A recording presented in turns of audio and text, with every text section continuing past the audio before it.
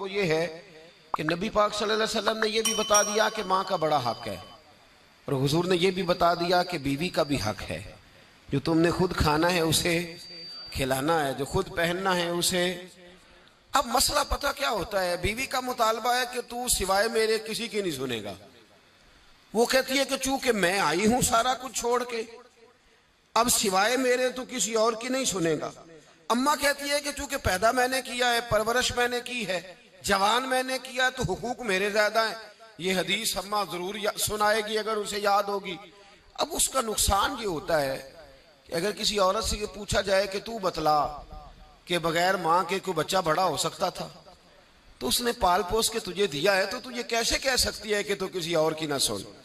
और अगर अम्मा से बंदा कहे कि तू खुद ही गई थी इसको देखने, तू ही इसको लाई है, अब किस तरह करके ये मुमकिन हो सकता है कि खातून खाना जो निकाह करके आई है, जिसके हुकूक का तायुन खुद नबी पाक सल्लल्लाहु अलैहि वसल्लम ने फरमाया, उसको हक ना दिया जाए। हमारे यहाँ नुकसान ये होता है, एक आदमी कहता है कि भाई मेरी सुनी जाए और मेरे अलावा किसी दूसरे की न सुनी जाए, बिल्कुल मेरी हद तक मामला रहे, आगे ना बढ़े।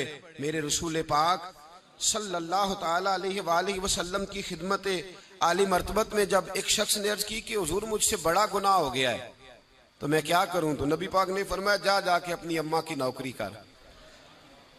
एक कोई ऐसा गुनाह उस सहाबी से हो गया था जो दौरे जहालियत का था, शारहीन ने लिखा है।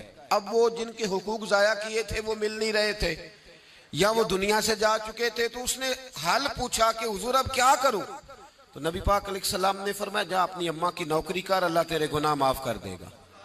उस सहाबी ने फौरन कहा हुजूर मेरी तो अम्मा पर्दा कर गई, मेरी अम्मा तो विसाल कर गई। तो हुजूर ने एक नया हक बयान फरमाया, महबूब ने फरमाया जा जाके खाला की नौकरी कर, अल्लाह तेरे गुनाहों को माफ फरमा देगा। और फरमाया खाला भी मिसले माँ के होती है, खाला भी मिसल, तू जाके। तो हुजूर अलैहिस्सलाम ने तो खाला का हक बयान कर दिया, नबी पाक ने तो तायुन कर दिया कि तूने नौकरी करनी है। अब अगर बेगम साहिबा को एतराज हो कि तू खाला के घर क्या लेने गया था, तो उधर क्यों गया था, तो ये उसका एतराज इसलिए दुरुस्त नहीं है कि इस हक को रसूल पाक ने बयान फरमा दिया है, नबी पाक सल्लल्लाहु अलैहि वसल्लम ने इसका जिक्र फरमा दिया। मेरे रसूल पाक सैयद आलम सल्लल्लाहु अलैहि वसल्लम ने खुद इरशाद फरमाया, तिरमिज़ी शरीफ की हदीस है, नबी पाक के ना किसी चचा पर किसी ने एतराज किया, तो जो है मेरी बात पर। अब यहाँ वजाहत नहीं है कि वो मुसलमानों में से थे या गैर मुस्लिमों से थे, लेकिन किसी ने हुजूर के किसी चचा पर, हमारा पता क्या हाल है, चाचा तो बड़ा दुश्मन होता है ना, तो उस पर तो इतराज करे तो ठंड पड़ती है माज़अल्लाह। लोग कहते हैं फटाफट कर दो जुमले और कह दे, चाचा तो शरीक होता है, रोज अब्बा बताता है, अम्मा रोज तबसरा करती है कि बड़ा जालिम है।